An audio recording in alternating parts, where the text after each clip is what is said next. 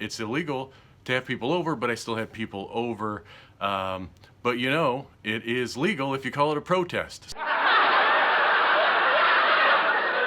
So on Christmas, when we had people over, that was a protest against atheism. And then last night we had people over, that was a protest against socialist lockdown.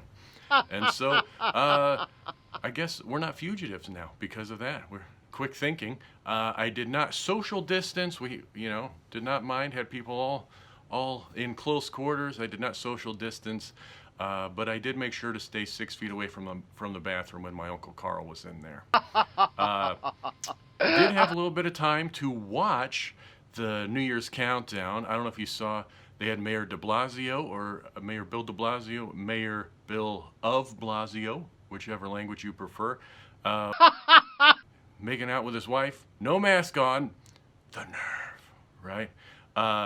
But so, I think it'd be a little bit more fitting for Mayor Bill if he just had a bag on his head. I don't want to see this guy who looks like he's someone who's normally trying to pitch me a timeshare, right?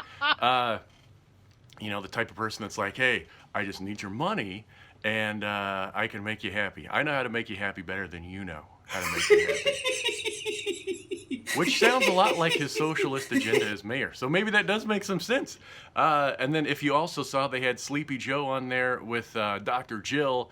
They struggled to open a confetti popper thing that's designed for 5-year-olds.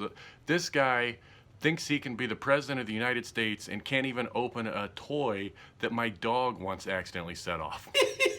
So if you saw, they cut away pretty quickly after the thing fell apart in Jill's hand there.